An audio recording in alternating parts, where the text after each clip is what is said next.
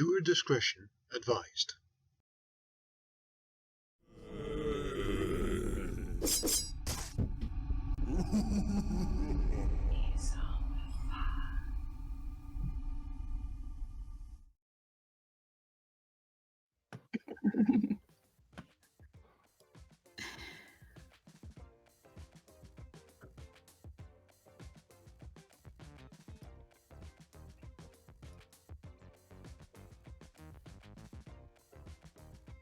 Good morning, Z-Horde.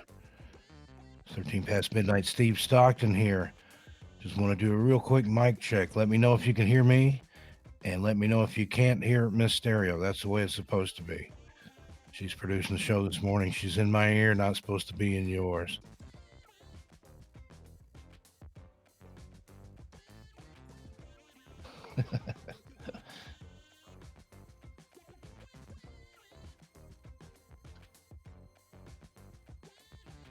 Can you hear me? Can you hear the sound of my voice this morning?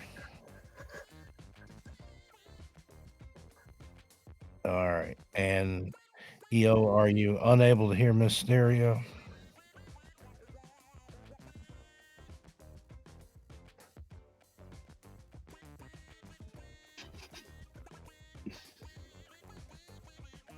Okay, he just says he just hears me. We're going to take Evil Outcast's word for it. This morning, I'm going to go ahead and get the show started.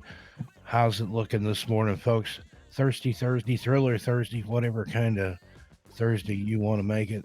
Make of it what it is and enjoy yourself. See, we got Evil Outcast, whom I've already mentioned. Unicorp's Tales, Tanya, my other host here. Come on in, Tanya. We'll bring you in while we're shouting out the channel here. How you doing this morning? Good morning, Z-Horde family. Good morning to Dezombified. Good morning, Steve. Good morning. We got Horror by Numbers with us, and Dezombified's there in the chat. Oh, hey, Evil Outcast and Horror by Numbers. Thank you for joining us, guys. And EO is asking about your channel. It's last time I looked, it was at 99. Yeah, I'm only one away from my first milestone. I'm so excited. Need one more person to subscribe to Unicorp's Tales. Yep, and the lucky 100 subscriber will get a free copy of one of Steve's books. Yep. Journey Through the Gate.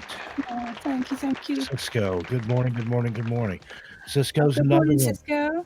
Cisco's another one that's very close to 100. Go subscribe to her channel if you haven't. I think she's about 5 or 6 away. So got a couple people coming up here. And also, I heard a rumor. Now it's unconfirmed, but I heard that if Tanya, that if you hit 100 subscribers today, that you'll have a special 100 sub video Friday tomorrow. Yes, I will. Right? Absolutely. So yeah, if I hit 100 subscribers today, not only is there a free copy of Steve's book, I'm not sure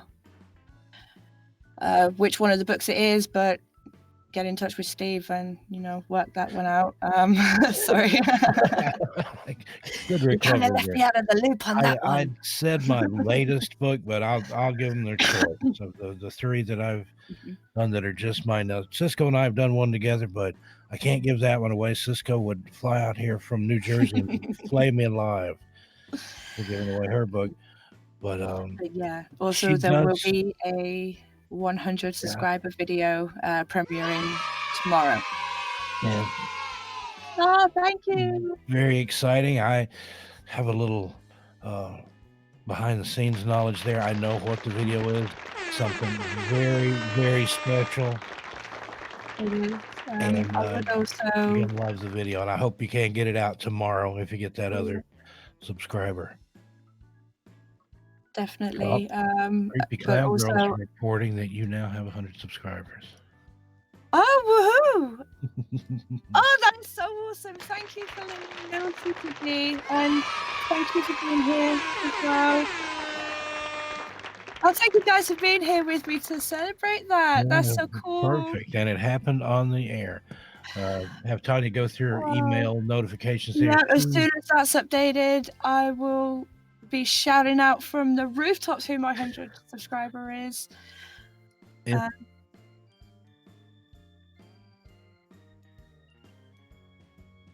Oh, thank you, Horrible Numbers. That's so awesome of you. Thanks, Sarah, Thank by you. numbers. Yeah, I took a I feel a tear screenshot coming of to it. my eye.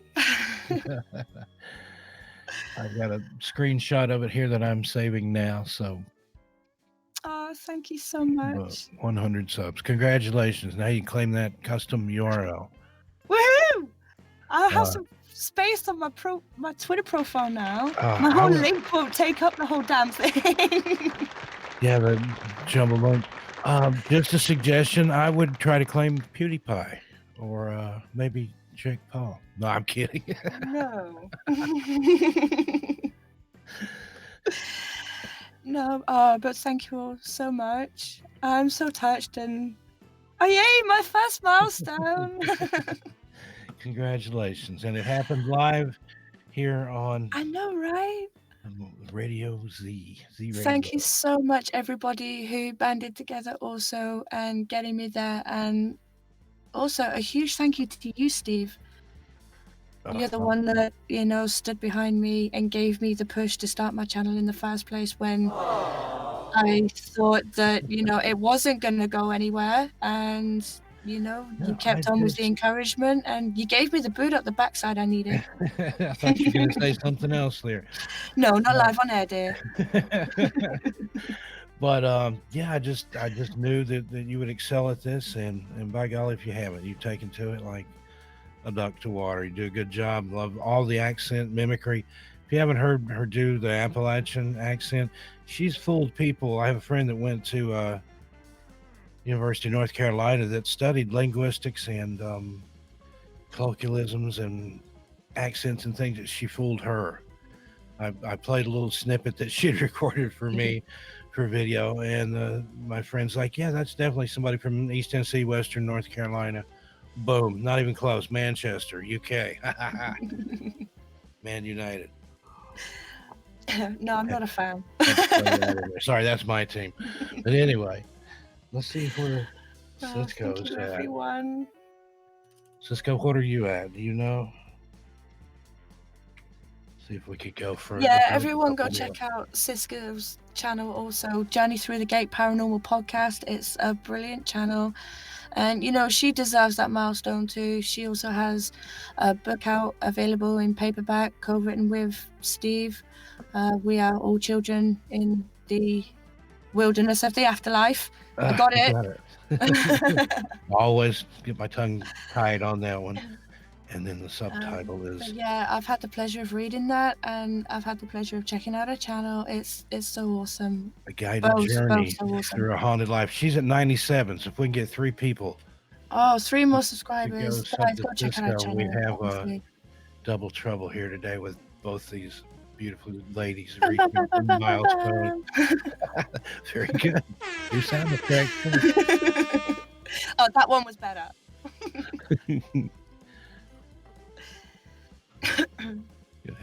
A little celebration going on here. Unexpected. Yeah, but before I take up everybody else's time. Oh, wow. All right. Oh, I promise everybody I will jump on there when I'm back from picking my kids up later. I do the majority of this stuff through my phone, and if I try and jump on Twitter also, I'm just going to be chucked out of everything now. I'll end up with a worse day than yesterday. Drop you off. I know sometimes when we're having our show planning sessions, you look at something that I send you and it kicks you off. So, Final Girl, how are you doing this morning? Love that name. If anybody doesn't know, that's referencing in any slasher movie, there's that one Final Girl. I love that name. The one that survives everything and that's comes out smelling of roses. Right on. I put Cisco's link there in the chat if you go. Awesome. Show her some love. But that sets it in stone. 100 subscriber gets a free copy of your latest book, and I have a 100 subscriber video premiering tomorrow. It's going to be tomorrow at, let me see if I can get this right, 2 p.m. 2 p.m. Pacific. 5 Eastern and 10 p.m. UK time. Yeah. Right on. Adam said you don't want to miss it. I've had a sneak peek, and it's really something else. I'll leave it at that. shut up before I Thank give you. anything away. No spoilers. Anybody else we had pop in here while I'm gabbing away? Thinking Don Sharp. Good morning, Don. How are you? Welcome back, Don. creepy clown girl. Thank you for joining us. Yeah. And yeah, I said thank you to CCG for letting me know about the subscribers, but I just want to say thank you for joining us also, creepy clown girl. Much love to you, hon. Right on, right on. All right, folks, we'll go ahead and kick things off here Let's this get the morning. show on the road. Right on. I'm pumped. That's a banner day for you. Yeah. Today we got something special, and just want to talk about this a little before we quite get into it. But Halloween week we started our Cursed series, and we did Cursed films. And that day, my power blew, the mains blew, it blew a fuse or something here. My alarm clock didn't go off. I was late for my own show. Thankfully, Tanya and Miss Stereo carried on for me there. Yeah, she saved me. I woke up at 6:09 and ran over to the computer and sat down just in time. I got to the show and said about 3 words like, sorry I'm late, or let's try this again or something. Yeah. And my computer restarted and it took another 20 minutes. The show was almost over before I finally got there. And then in doing these shows put together, we did, have to remind me here, Tanya, we did Cursed films. We did... we did Cursed films, haunted items. Haunted and cursed items. Then yesterday... Cursed video games. Did cursed video games. But it's I'm like... sure there's one more in there, but I can't remember. I think there is another one, but we got another one today. Musical curses and sinister songs. And even while we're doing this one, strange things have happened. Tanya kept having to reset her Wi-Fi router while we were plotting this out. I've had things disappear and weird things happen. It's like anytime we're talking cursed items, haunted items, something weird happens. Cisco and I have had that happen when we were doing live shows. I've had things break. We broke Soraya Azkath's internet when we were doing a episode for Where'd the Road Go on WVBR FM out of Ithaca, New York.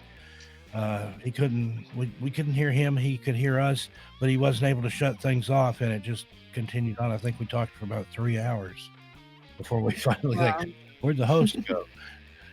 But anyway, so today, musical curses and sinister songs. I'll go ahead and get us started here. Shouldn't be surprising that there are a bevy of curses, superstitions, and creepy coincidences interwoven into the very fabric of the music industry. Stardom is a strange and fickle mistress that exists in between the corporeal world and the land of the unknown.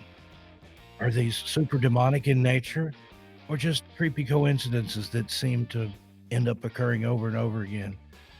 It doesn't seem to matter whether you're the best new artist winner at the Grammys or maybe a contestant on The Voice or American Idol. A lot of these folks have been on the receiving end of classic music industry curses. Some of the extra creepy curses on the list will chill you to your darkest bone, and they may keep you from carrying a white lighter or consulting a Ouija board till you make it out of your 30s. Others will have you questioning what really went down during certain events. We present to you this list of curses and superstitions in no particular order that run rampant through the music industry.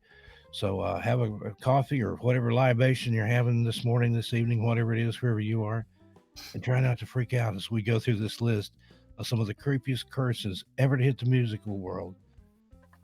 Whether it's a haunted shepherd's pie or a karaoke song that drives people to do bad things, we're going to take you there. Okay, Tanya, you want to lead us off with the first creepy curse or sinister song? Absolutely. The first one I have here is Buddy Holly. On February 3rd, 1959, a chartered plane took off from a small, lower airport in less than ideal conditions. On board the aircraft, that wintry, were popular musicians Buddy Holly, Richie Valens, and Giles Perry Richardson, aka the Big Bopper, who had been traveling the country together under that was called the Winter Dance Party Tour. Shortly after takeoff, the plane crashed, killing all 3 performers and their pilot. The tragedy became known as the day music died. and was later immortalized in Don McLean's hit song American Pie. But in addition to killing 3 of rock and roll's brightest stars, the tragic accident would also be the start of what has become known as the Buddy Holly curse. This curse supposedly began before the crash ever occurred. Apparently, both Buddy Holly and his wife were beset by nightmares before the tour began. In his wife's dream, she saw a fireball smash into a field. Holly also had a disturbing dream involving an airplane. He had also been warned by a songwriter, producer friend that a tarot card reading had predicted he would die on February 3rd. The tour itself was also plagued with problems. For one thing, the tour buses kept breaking down, which is why the musicians had chartered the plane. The Big Bopper originally didn't have a seat on the aircraft, but he convinced Waylon Jennings, who was one of Holly's band members at the time, to give him his seat when he came down with the flu. Valens won his seat in a coin toss against another band member. After the crash, misfortune seemed to follow many who were connected with the tour or with Buddy Holly. First, Holly's wife miscarried the child she was carrying.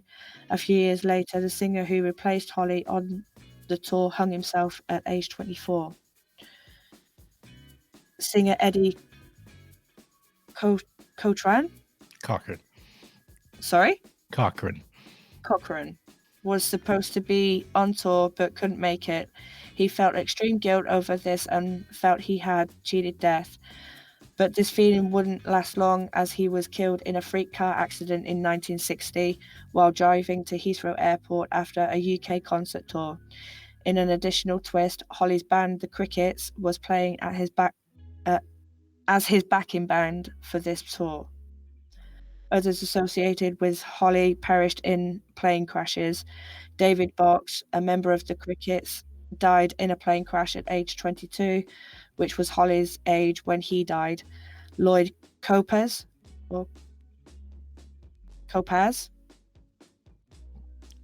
a singer who had performed with Holly, was killed when the Piper Comanche, however way you say it, I'm sorry. He was flying, crashed near Nashville. Famous singer Patsy Cline also died in this accident. There are many other deaths that have been attributed to the Buddy Holly curse, some of which seem to be merely coincidence.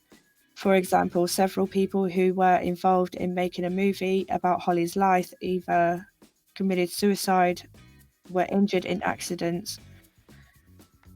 John Lennon's death has even been connected to it since. The Beatles have recorded covers of some of his songs. Of course, everyone is going to die at some point, and many of the people connected with the supposed curse died many years after the crash. Some were only tenuously connected with Holly.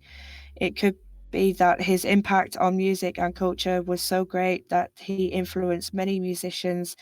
If this is so, it would not be hard to find people who performed his songs and then died later on. Whether the curse is real or not, though, the long list of deaths is definitely creepy and at least makes for a very interesting urban legend. Wow, that's amazing. Before doing the research for this article, a lot of those I'd never heard of. I knew of the curse and the coin toss and the dreams foretelling the crash, but this is really creepy when you connect all these people, Patsy Cline and Eddie Cochran and all these others.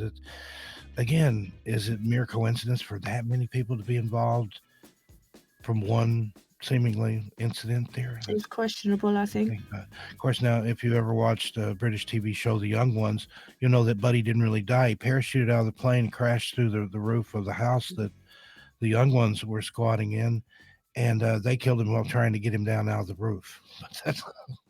Sorry, just had to put that in there.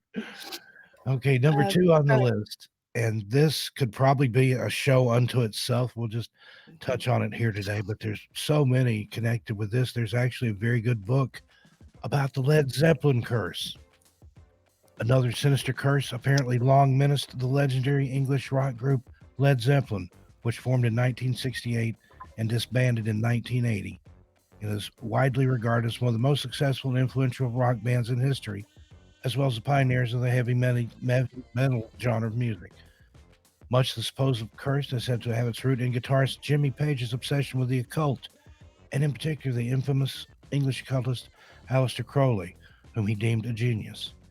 Page was apparently quite open and extravagant with his esoteric interest, owning an occult bookshop and publishing house, participating in the making of occult films, owning a vast trove of Aleister Crowley's personal paraphernalia, and even buying Crowley's own castle on Loch Ness, Scotland, called Boleskine House. This connection to the mystical and arcane has generated a lot of spooky rumors, such as the well-known supposed backwards messages hidden in the group's song Stairway to Heaven. But perhaps its most sinister iteration is the persistent curse that is said to have haunted the group. The legend goes that Page somehow convinced the rest of the group that all of his mystic beliefs were real and managed to get them to engage in an arcane ritual with the purpose of selling their souls to the devil to gain stardom.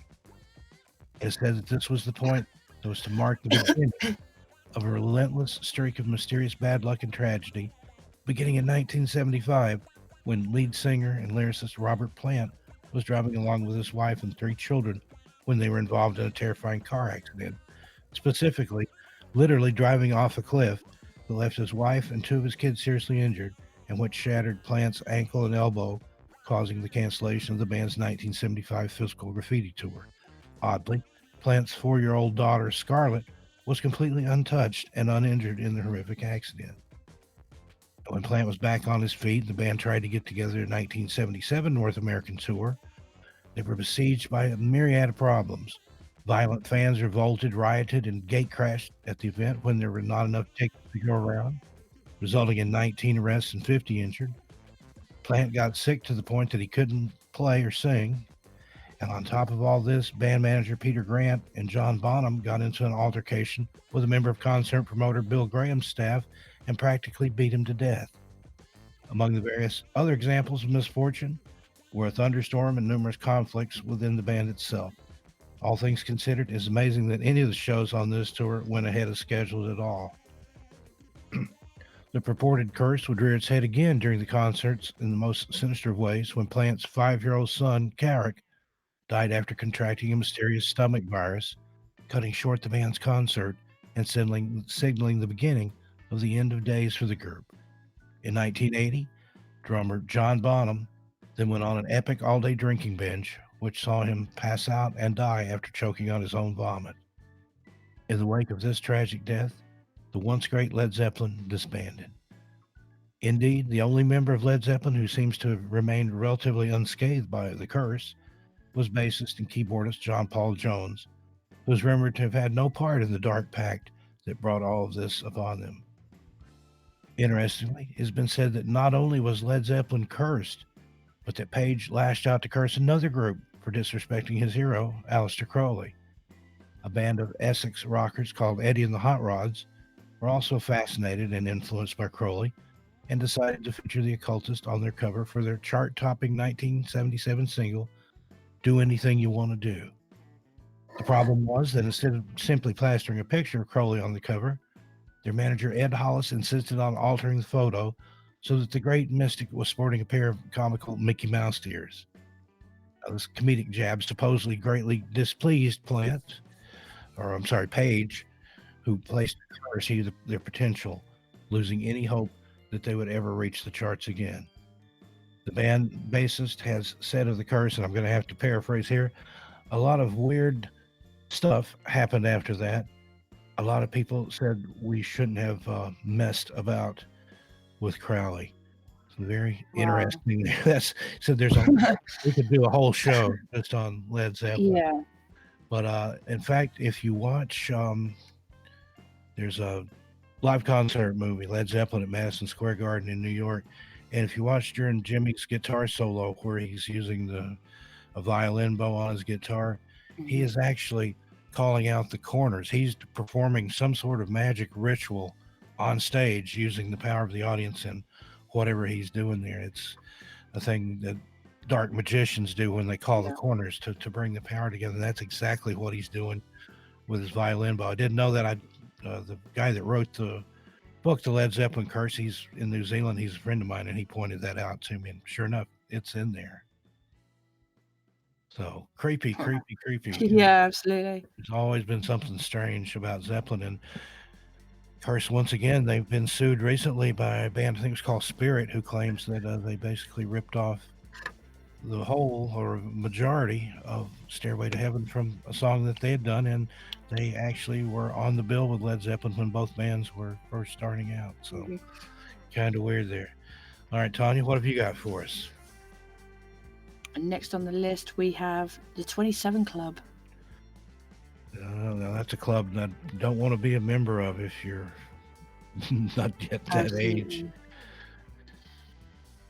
We've got several. Go ahead. No, it's okay. I was going to say we've got several entries on this. We may have to trade back and forth. I'll let you introduce everyone to the 27 just want to Club. quickly see if there was anybody else new in the chat very quickly. I can't see the chat, unfortunately. I can see the screen for the stream, but I can't see take a look here. I've got my creep on with all this spooky stuff, and I'm not even looking at the chat. Sorry, folks. Nothing personal. And Evilvich, sure. Andy, how are you doing this morning? Good to have you with us. Thank you for Pet Fox joining us. Arts says, morning, all Hey, my Pet lovelies. Fox Good Arts. morning, Pet Fox. How are you doing? Don't think I see anybody else new that's snuck in. If we missed you there, type something in the chat. As the News Titans, didn't see you come in. Got a nice crowd here this morning. Or by Numbers agrees that the 27 Club is a weird one. Yeah, definitely. So we'll go ahead and get started on that. The 27 Club has become one of the most elusive and remarkably tragic coincidences in rock and roll history. The term became widely known after Kurt Cobain's death in 1994, with rock fans connecting with his age of that of Jim Morrison, Janis Joplin, Brian Jones, and Jimi Hendrix, though it was notable to fans in the early 1970s when those four visionaries died within just 2 years of each other. It has expanded since, as many young actors and artists have lost their lives due to Robert Johnson, one of the Delta Blues' most celebrated and singular talents. Robert Johnson recorded chilling folkloric songs about hellhounds, the devil and general despair, amid swinging, dissonant, sometimes off-kilter guitar lines, the likes of which have reverberated through rock and roll for decades. He recorded less than 50 songs, including ones later covered by Cream, Crossroad Blues, Captain Beefheart, Terraplane Blues, and the Rolling Stones, Captain Beefheart, Terraplane Blues, and the Rolling Stones' Love in Vain, Stop Breaking Down, and performed alongside the likes of Howlin' Wolf, Elmore James, and Memphis Slim as he rose to fame. You want to know how good the blues can get? Keith Richards once said, well, this is it. In August 1938, just a few months after his 27th birthday, Johnson made moves on his wife of the owner of a roadhouse where he was playing, drank from an open bottle of whiskey he was offered, and died 3 days later of... I'm sorry, what does that word say? Strychnine poisoning and pneumonia. That one I could read. He is buried in an unmarked grave in Mississippi. Yeah, that's a creepy story. And he's actually in this piece that we're doing a different time or two for this with his joining the 2700 Club there, and also in a part that we probably won't get to today, but it's going to be in part 2 about people that have allegedly sold their souls to the devil. That kind of originated with him. Going to go ahead to number 2 on that list here. Have Brian Jones. Brian Jones of the Rolling Stones' death at his country home in England in 1969 seems to be the result of his own foolish behavior. To mix alcohol and drugs and then drive into a swimming pool to swim directly into the arms of death. As clear as this seems, the death of Brian Jones has become one of the most persistent mysteries of rock and roll, with many people questioning the official version of what happened. Even members of the Rolling Stones have expressed doubts. Quoting Keith Richards here, and still the mystery of his death hasn't been solved. I don't know what happened, but there was some nasty business going on. It's been rumored that he was murdered, that people allowed him to die. There's some real, there are whole books written just on Brian Jones. It's really sad.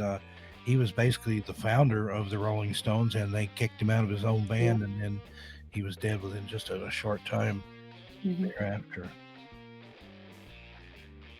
Go ahead and take us into the next one there, Tanya. Next on the list, we have Alan Wilson. And he enjoyed considerable artistic and commercial success, crowned by an appearance at Woodstock in 1969. But guitarist Blind Owl Wilson was a troubled man. Like many in the Club 27, he was estranged from his family. He lacked confidence and suffered from depression.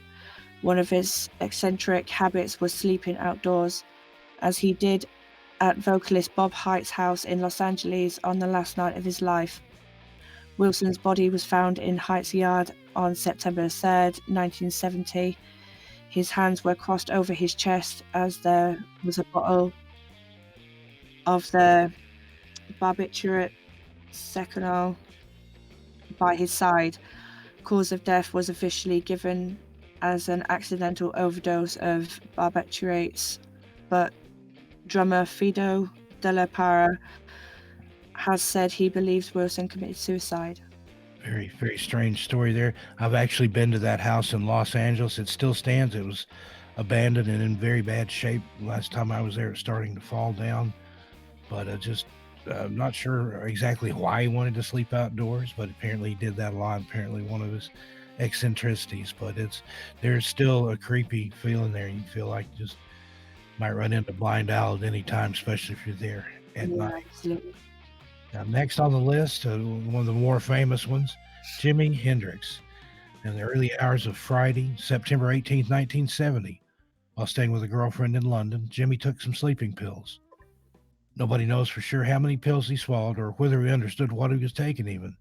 The drug was Vesparax, a strong barbiturate. Half a tablet was enough to put a man to sleep for 8 hours. Jimmy may have swallowed as many as 9. He'd also been drinking. This was foolish and reckless, but it was within his character. During his years on the road, Jimmy had got into a habit of using drugs indiscriminately. And quote, I have to clean this up a little bit. His friend Daring House said Jimmy would take a handful of blank, not even knowing what it was. Tragic. We lost an amazing guitarist there, the likes of which has never been seen before nor since.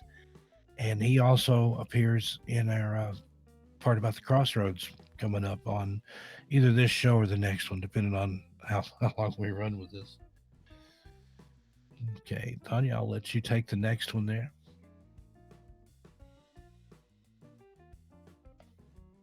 Oh, wait, I've still got more to go. No, I don't. Never mind. Next one's yours, Janis Joplin. And we may have lost Tanya. The rock and roll curse has struck again. I'm not hearing anything in my... It looks like her icon's still here, but I'm not hearing anything. Tanya, if you want to disconnect and call back in, I'll go ahead and carry on. Number 5 on that list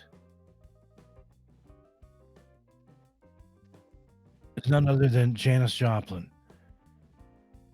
It's certainly easy to imagine Janis feeling lonely as she returned to her hotel room in Hollywood after her last recording section.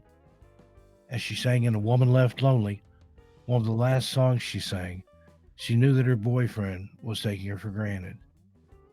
At around 1 a.m. on October 4th, 1970, she got her heroin kit out and injected a vein in her left arm. Then she went to the cigarette machine in the hotel lobby, returning to her room with a pack of smokes. She closed the door, started to undress, and reached to put her packet on the nightstand. As she did so, she keeled over, hitting her face on the table as she fell to the floor, where she was unfortunately found dead the next day. Also, another member of the 27 Club, tragically, and these all happened around the same time together. Jim Morrison. I'm so sorry. There she is. She's back. I am so sorry. My Wi-Fi went down. I tried to send you a message. It's the curse. This is just not my week for shows. I'm just cursed. I'm so sorry. Do this Where one are we? You can take the next one. I just started into Jim Morrison. I'll finish Jimmy out, or Jim out, and you can take the one after. Now, the cult of Jim Morrison, lead singer, lyricist of the Doors, really grew posthumously after taking off, or posthumously, after taking off in 1979 when Francis Ford Coppola used The End in the soundtrack for Apocalypse Now. Part of the cult of Jim was the coincidence of him dying at the same age as Brian, Jimmy, and Janis, all within just a short span of each other.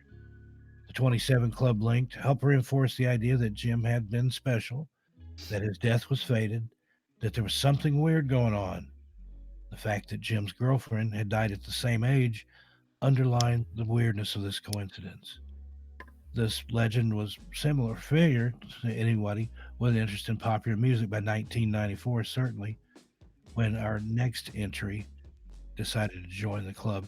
But I would like to say there's even more mystery and weirdness surrounding the death of Jim Morrison. There's a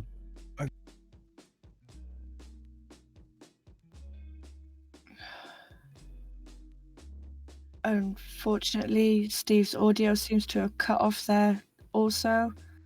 I do apologize, guys. There's all sorts of weird stuff going on here. He's back. That's weird. I'm back now. I don't even know what happened. How far did I get into Jim Morrison before it cut out? You got to the end. Oh, I'd gotten to the end.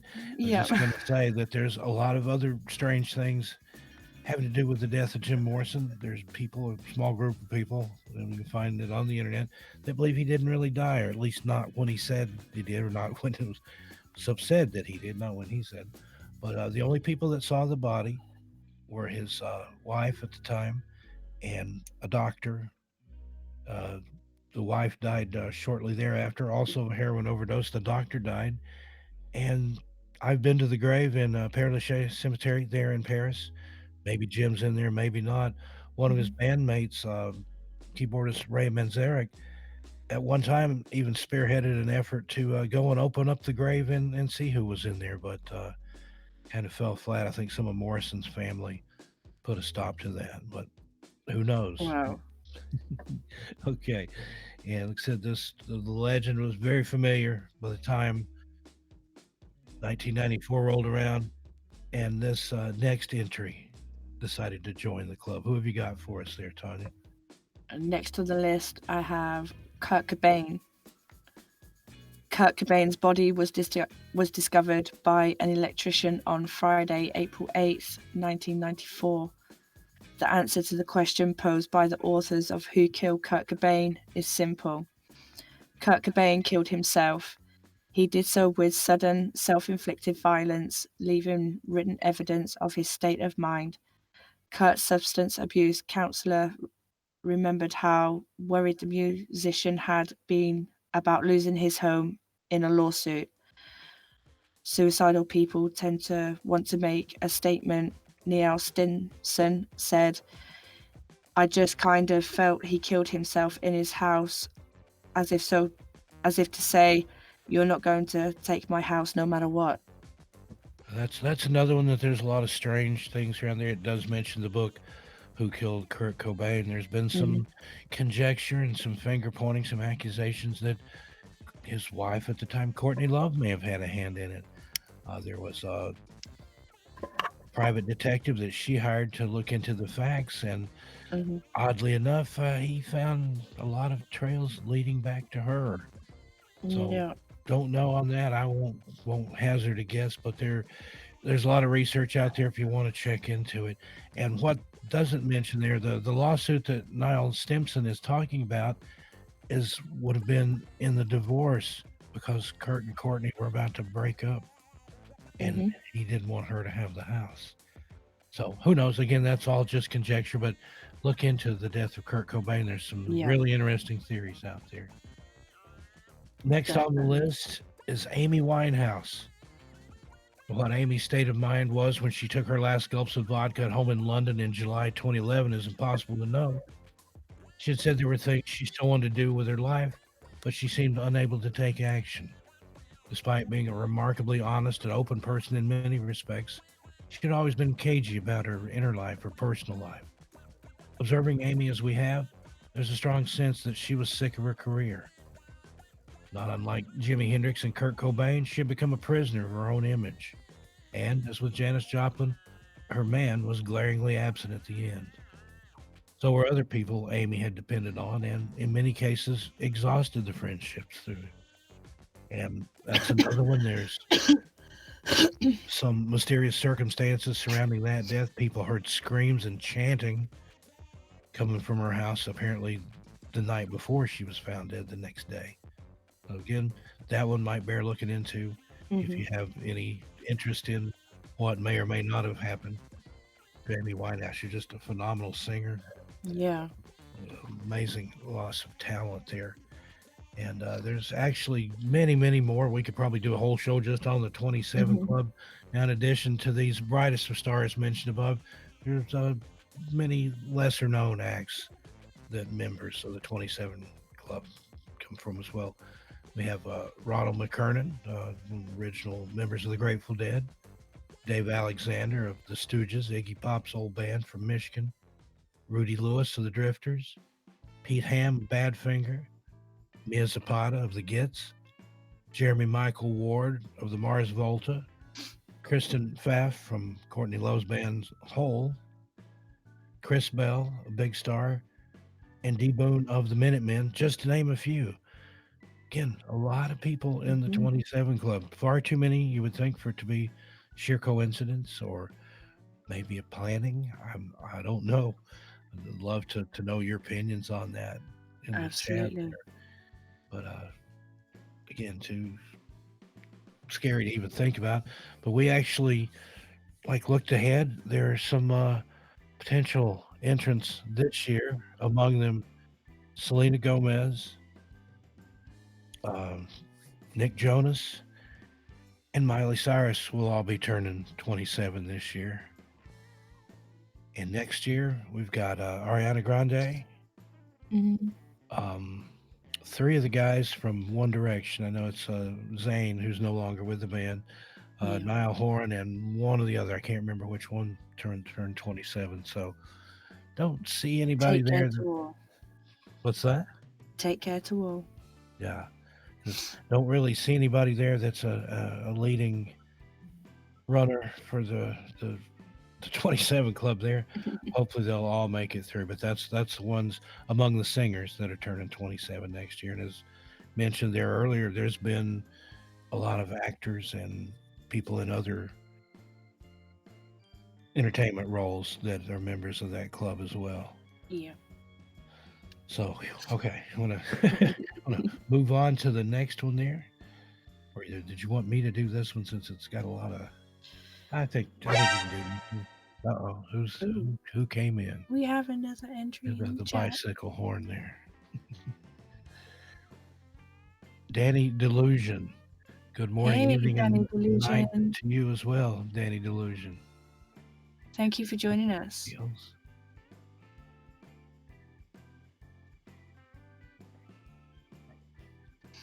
Okay, this one, real interesting. I hadn't heard of some of this, but it makes you want to be careful where you go to sing karaoke. You want to take it away with that one, Tanya? Or did you want me to read this one? Over the past decade, the Philippines has been stung by a series of killings, all reportedly provoked by karaoke versions of Frank Sinatra's My Way.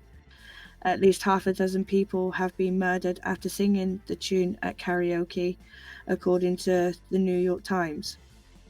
Local media call them My Way killings, and they are occurring in some of the Philippines. Thousands of karaoke-filled bars, cafes, and restaurants. Someone gets up, clears his or her throat, and chooses My Way from a list of songs. The lyrics appear on a screen, the music begins to play, and the trouble begins. The trouble with my way is that everyone knows it and everyone has an opinion. Rodolfo Gregorio an amateur singer from Gerald Santos, told the newspaper some performers get into fights with their critics. Some are rude, some jump forward in line, and some simply sing out of tune. I used to like my way, but after all the trouble, I stopped singing it. Gregorio said, you can get killed. Manila resident Eliza Escal. I'm sorry. Looks You like want to take that bit, Steve? Manila resident, and I'm guessing here, Eliza Escanlar, recalled an incident where her uncle, a police officer, was listening to a friend sing My Way, apparently the most remade song in history, at a local bar. When someone at another table began to laugh, Escanlar's uncle drew his revolver. The people fled, she explained, but Escanlar and her relatives have now banned the Sinatra song from their karaoke parties. Stories like these have helped My Way to gain a sinister, even malevolent reputation. While some say the violence is simply a matter of statistics, the song is one of the favorites in a country prone to violence, others blame its boastful style. Paul Anka wrote the English lyrics with Sinatra in mind, and they reflect Old Blue Eye's preeminence. A man, his song explains, must say the things he truly feels and not the words of one who kneels. Unfortunately, several people have taken the blows of doing it my way. Not that My Way has pride of place. Karaoke-related violence has spanned the globe. From an attack in Seattle after a man sang Coldplay's Yellow, to a Thai man who killed 8 of his harmonizing neighbors after their performance of John Denver's Take Me Home Country Roads. I'm sorry, perhaps Wow. the real solution here is singing lessons. Yeah. I know when I was in the Philippines, the karaoke bars were very popular. Every night of the week, you could find several open, and a lot of them were bad. And even in Las Vegas, a lot of the Korean restaurants in that part of town have karaoke night. And I've left places when karaoke started before. Gone somewhere else. Who we have someone else in the chat. Bicycle horn. Wait for it to pop up here on my screen. I know that's not a bicycle horn. I think the video. It kind of reminds me a little bit of like an animated jump scare noise. Yep. I'm not Sheer Kashmir. I hadn't seen them in here before since yesterday. Hey, Sheer Kashmir. Maybe that's who. Thank you for joining us. Don't see a name popping up there. So this next one, and this is kind of a long one here. We can kind of pair off on this one again if you'd like. Yeah. Gloomy Sunday. Yeah, this in Vienna, a teenage girl drowned herself while clutching a piece of sheet music. In Budapest, a shopkeeper killed himself and left a note that quoted from the lyrics of the same song. In London, a woman overdosed while listening to a record of the song over and over. The piece of music that connects all these deaths is the notorious Gloomy Sunday, nicknamed the Hungarian suicide song. It has been linked to over 100 suicides, including the one of the man who composed it. Of course, this might all be an urban legend. One thing's for sure though, Gloomy Sunday's composer Rezo Ceres did take his life, and the success of his greatest hit may have been a contributing factor. Sad songs say, oh, you want to take that? No, it's okay. It's okay. You go ahead. Sad songs say so much, as they say. 1933, the Hungarian-born Ceres, the Rudy Spitzer, was a 34-year-old struggling songwriter. Some accounts have him living in Paris, others Budapest. The story goes that after his girlfriend left him, he was so depressed that he wrote the melody that became Gloomy Sunday. A minor key ribbon of blue smoke, the tune was given an equally melancholy lyric in Hungarian by Ceres's friend, the poet Laszlo Javor. Some reports claim it was Javor's girlfriend who left him, inspiring the song as a poem first. Others say that Saris wrote his own lyric about war and apocalypse, then Javor later changed it to a heartbreak ballad. Whatever the case, and if we have any Hungarian speakers in the audience, I apologize for what I'm about to say, but Zamoru Vasanap. Very good. Go ahead, continue. As it was titled, didn't make much of a splash at first, but 2 years later, a recorded version of Pau Kalmar was connected to a rash of suicides in Hungary. The song was then allegedly banned, short of learning Hungarian and trawling through Budapest newspapers from the 1930s. It is impossible to verify any of this. Hungary does historically have one of the highest suicide rates in the world. Approximately 46 out of every 100,000 people take their own lives there every year. But it certainly makes for a juicy story, and it did at the time, because music publishers from America and England soon came calling. Tin Pan Alley, Tunesmith Sam, M. Lewis, and British theatre lyricist Desmond Carter each wrote an English translation of the song. It was Lewis's version, recorded in 1936 by Hal Kemp and his orchestra, that caught on. Sam Lewis, best known for his chirpy hits such as I'm Gonna Sit Right Down and Write Myself a Letter, stayed close to the bitter despair of the original. Here's his second verse. Gloomy as Sunday, with shadows I spend it all. My heart and I have decided to end it all. Soon there'll be candles and prayers that are sad. I know, let them not weep, let them know that I'm glad to go. Death is no dream, for in death I'm caressing you. With the last breath of my soul, I'll be blessing you. Oh, that's dark. Yeah. Wow. Now, Lewis did make one concession to commerciality by tacking on a third verse that beamed a ray of light into the tune's darkness. It began, dreaming. I was only dreaming. I wake and I find you asleep in the deep of my heart, dear. Now, 1941, Billie Holiday recorded the definitive version of Gloomy Sunday, having the hard-living Lady Day associated with the song certainly up the tragic ante. Now, despite conflicting reports, the song was never officially banned in the U.S., though it was in England. In the early 40s, the BBC deemed the song too upsetting for the public, then later said that only instrumental versions could be played on the radio. 1984, Gloomy Sunday was in the news again by association when Ozzy Osbourne was taken to court by the parents of a teen who shot himself while listening to the rocker's song Suicide Solution. In 1999, that's easy for me to say, a German film. How's your German pronunciation? Do you want to tackle that? Ein Lied von Lieb und Tod. Ah, we have very, very good. No, I don't know German. That was good. It sounded authentic. Sounded like Eva Braun here in the chat with us, ladies and gentlemen. Gloomy Sunday, a song of love and death, told the story of a doomed love triangle and a song that triggered a chain of suicides. And in recent years, the song has been recorded by such artists as Elvis Costello, Sarah McLachlan, Heather Nova, and my favorite version is by singer Jatane Damone. Have a look on the internet if you want to hear her version of it. She made it more of a sultry ballad than a suicide song. And what became of unfortunately. Oh, is it that time already? Yeah. Time flies when we're having fun. Yeah, so much fun. God, stuck up on us. But but I just wanna very quickly say thank you all for having me here again, Dezombified, and also to you, Steve, my partner in crime.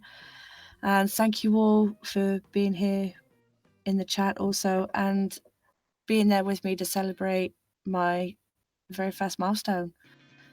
Congratulations for those of you joining us tonight. Everybody enough who banded together and Corpse Tales hit her 100 sub mark today, and that means we're getting a 100 sub celebratory video tomorrow. Yep, that'll be Looking forward premiering to that. tomorrow. But also, I just want to quickly say too, tune in tomorrow, guys, at the same time as we have a surprise mystery guest. Have a very, very special guest for you tomorrow. Yes, we do. Tanya produced that episode. It's going to be amazing. I'll go ahead and finish here while we see her out the door. Thanks again, Tanya. Wouldn't be the same without you, my partner in crime, the other half of Team 13, the better half, the prettier half, certainly. Thank you for your time today. You're welcome, ma'am. But yes, thank you all so very much. And I'm not going to do it in the chat after yesterday. So much love to you all, Z-Horde family. Mwah, mwah, mwah. And thank you all for being here with us today. So, emoji. There. I'll give you a spoken representation. All right. I'll see you later. You tell the kids hello, and I know they listen in a lot of times in the evenings. This one might be a little dark for them. You might want to play a different episode. All right. You have a good day. Thank you. Thank you all so much. And I'm Unicorn's Tales, and I'm out for now. Bye.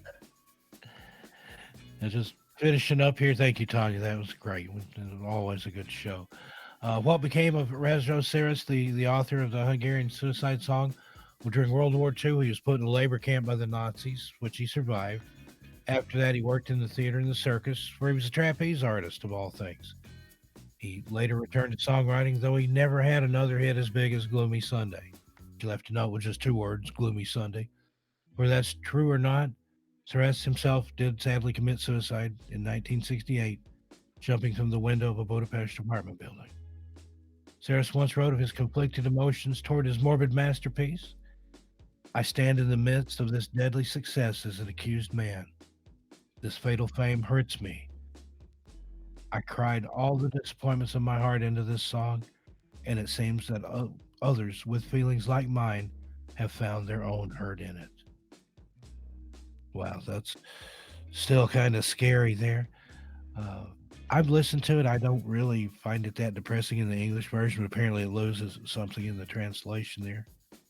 But hope you've enjoyed this today. We'll revisit this later because we've got a lot more on this topic of cursed music and sinister songs. Music is such an indelible part of human nature that's had a profound impact on us since time immemorial. It has a powerful ability to affect your moods, our thoughts, our minds, and indeed our very lives. Few things have the power to shape and influence us as much as music. So it is no real surprise that the world of music is often just as mysterious or even sinister as it is beautiful and influential.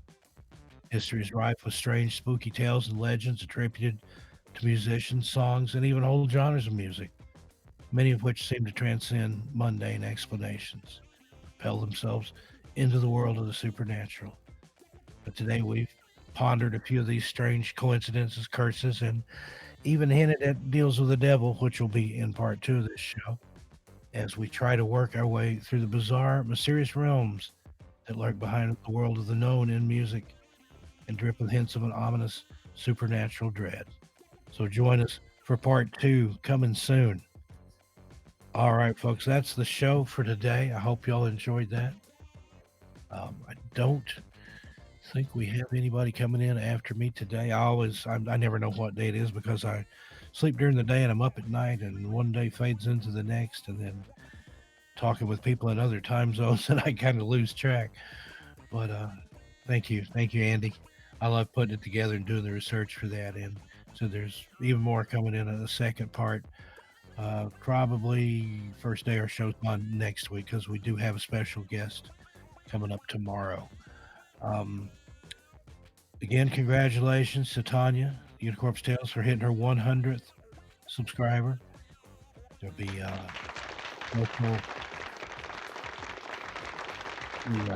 special 100 sub video that will premiere Friday, tomorrow, at 2 p.m. Pacific, 5 p.m. Eastern, and 10 p.m. UK time. Thank you there, Cisco. Cisco, how did you end up doing? Did we get you to 100 yet? Let's check here real quick. See if we had a twofer that we were trying for today. If there'd been a third in here, we might have. Oh, Cisco's at 99. Come on, we need one more person to subscribe to Journey Through the Gate Paranormal. Show her some love here, folks. I'm going to pop her link in the chat here. If I can find the chat window.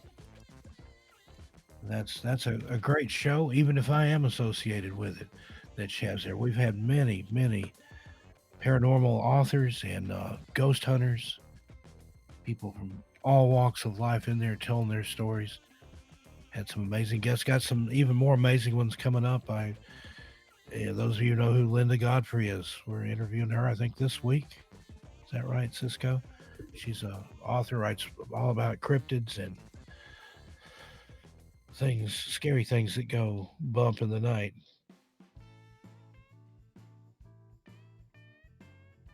And the answer to that question that just came up in the chat, that's Lady Gaga. I just happened to read that. Sorry if I gave it away. Journey Through the Gate Paranormal. Yeah, we're going to be talking Dogmans with Linda Godfrey. She's an authority on the subject, as well as all kinds of cryptids there. But go check out Journey Through the Gate Paranormal Portal Podcast. And yeah, I see Dezombified's putting the number up on the screen there, 978-716-5389.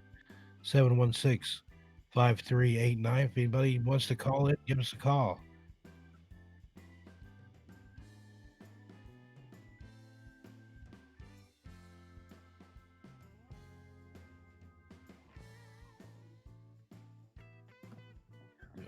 Quick update here on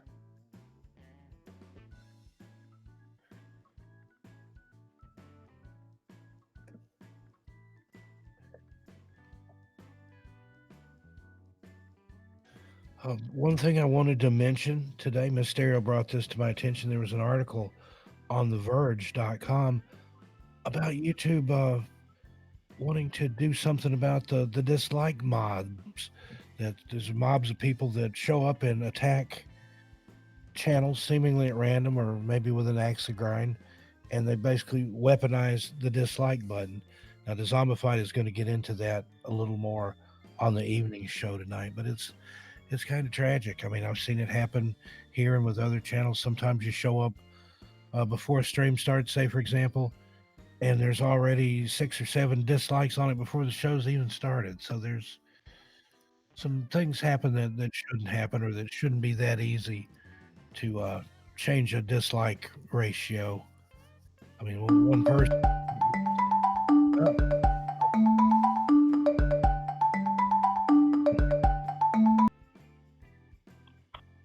Hey there, caller. You're on Z Horde Radio. Who is this? This would be Cisco. Cisco? What are you doing, Cisco? I had to be up early. I've got to get, I had to get my son's neurologist. You know, we're having a lot of things over here. So prayers, if, you know, good vibes, blessings sent to Mario and Antonio, my son.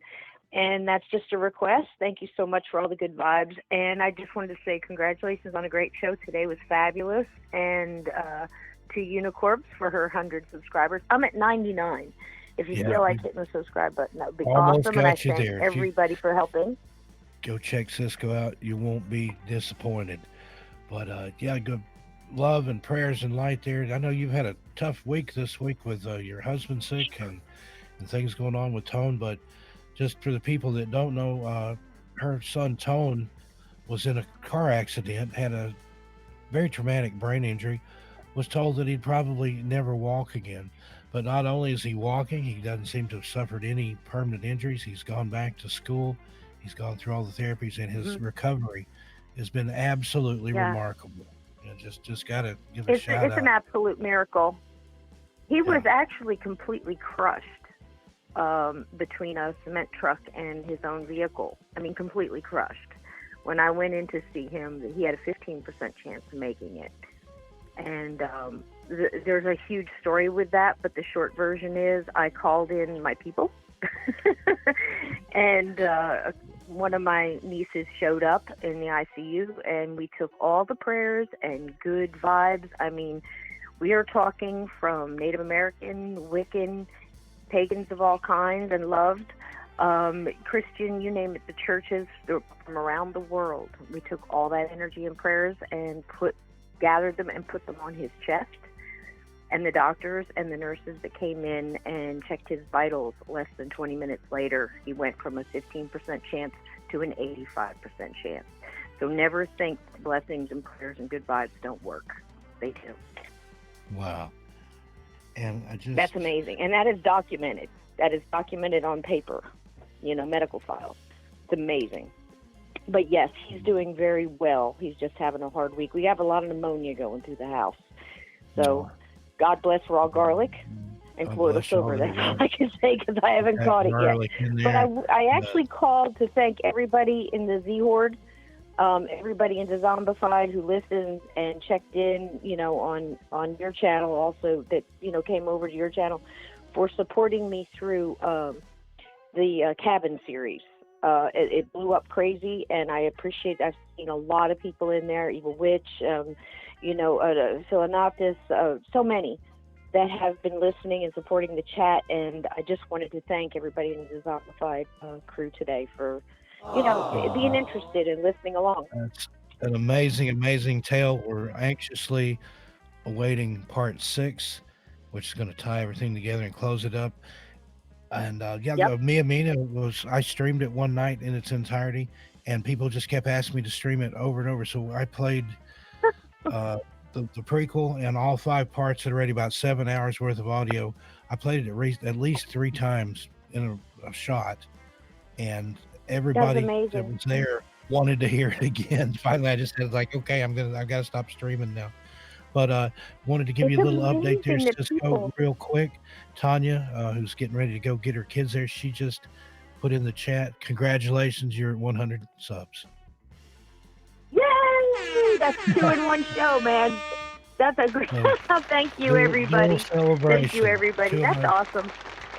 2 of my favorite ladies in the whole world got their 100 sub milestone today. So good. There you go. Girls, isn't that sweet? You got a good crew, Steve. You got a good crew, unbeatable crew, that's for sure. And all around the world. I know we pretty much cover a lot of distance between the 3 of us, that's for sure. 13. We're larger than life you. and legends in our own mind, but legends nonetheless. We have a good time. Yeah, and I just, again, thank you so much. I mean that sincerely to the Dezombified family and everybody that listens in on the cabin. And I apologize with all the sickness and everything in the house. 6 is being written as we speak. I promise you a great finale on multiple levels. You won't be disappointed.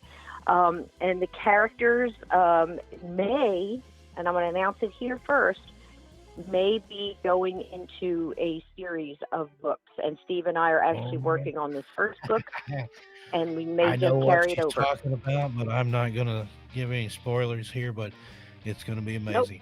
Nope. And the cabin series, it is going to be a book, and then there's possibly going to be a spin-off series with some very popular characters out of that series, so we'll leave it at that. And just in case anybody with any influence is listening, at the same time we're writing a book, I'm writing a film script based on the series. So, and we are going to record it as an audio. And, I'm going to offer it as an audio book available on. And so it's a lot of things going down with this. Tanya says she's really got to go now. Thank you, Tanya, for joining us. And much God love bless to you. Everybody. Thank you for the prayers. Bye, Dezombified fam. All right. Well, Cisco, thanks for calling in. Glad to hear from you. Glad to get a good report there on everybody in your house. Love, light, peace, and healing to Mario and Tone, and to you there. Hopefully you avoid the pneumonia. But I believe that's going to wrap it up for us here today, folks. That's about all I have to give this particular time. Be sure and visit the Teespring store. Get you some Dezombified merchandise. Got that amazing artwork there by Yaman TV with the skeletal brain zombie, whatever. I don't know if he has a name or not. Those stickers are big. They're the size of your hand. I thought they'd be tiny. but they're really big. They'd be great for a sticker in your neighbor's car, or the overpass by your house, or the window of the convenience store, the paper machine, the soda machine. Anywhere you can get one on there, go for it. Awesome mugs there. If you don't drink coffee or drink out of a mug, you can put your gerbil, your guinea pig in there, hamster, whatever that is. Keep your toothbrush, your toothpaste, your flesh-eating plant. Feed me, Seymour. Put your pins in there. Put your pennies in there. And when it fills up, then you can come back and buy more merch. An awesome line of hoodies and clothing there for the whole family. Kids, men, women alike. Check that out. There should be a link in the chat to the Teespring store. And let's go ahead and we'll go to the Z Horde anthem on this Thursday as we close it out here. Everybody, be lucky. Avoid those curses. If you're a singer, I hope you're past the age of 27. If you're not 27 yet, we love you. Don't go anywhere. I hope you all enjoyed the show today. I have part 2 coming up sometime next week. Got a special guest on Friday. Again, don't miss that special premiere we're going to have now that Tanya hit her 100 mark. That's 2 p.m. Pacific, 5 p.m. Eastern, and 10 p.m. UK time tomorrow, Friday, what is tomorrow, the 15th, I think? Yeah, Friday the 15th. Thanks for everybody saying they love the show. I had a good time doing it. Going to go ahead and waiting for put the Z Horde anthem up and play us off. Y'all been a great audience. As always, have a good morning, afternoon, evening, whatever it is, wherever you are. I'm Steve Stockton. I love you all, and I'm out of here. Mwah. Tanya. This one goes out to all you Dezomba friends, the Z Horde. We want you to know just how much we love you. Shout out to Ophelia Noctis, creepy clown girl, dark carnival got this. A local nightmare is so amazing. Puerto Rican Jose's entertaining. Dark waters, dog man is twisted. Asia 1994, really gifted. Dustin Fleming's stronger than the rock. Hellfire's out here making everything hot. Yeah, Braden 23 of I is a G. We're kryptonites down, kid, he's family. Now there are times when we all need gore. Danny Martian's in the house, never know what's in store. Mandy Mortem is legit and a queen. Gothic Rose enchanting, she's on the scene. 13 past midnight, things that go bump in the night. Gory B, horror addicts are out of sight. Big ups to the late horror show. Emily's Adventures in Horrorland, here we go. And you know we gotta keep them dice rolling. MD Who Entertainment, she's been chosen. Give it up for the evil outcast. Swedish mom is dope, yo, you know she got class. So if you get bad vibes from storytelling, then these monsters in my mind will leave you yelling. You see, we all about hearing stranger stories on the creeps. So sweet, she really got love for me.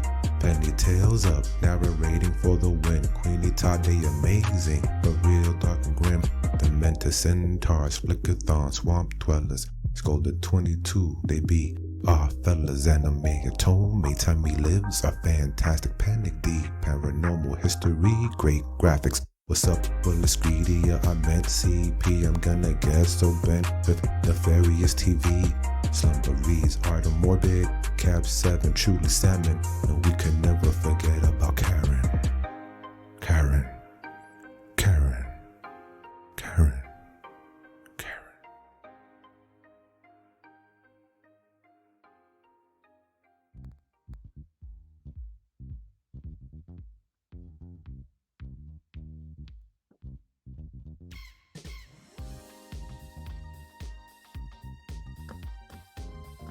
Okay, that's it. I am on the way out the door here. Elvis has left the building.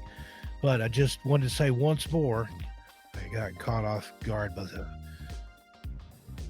Horde anthem there.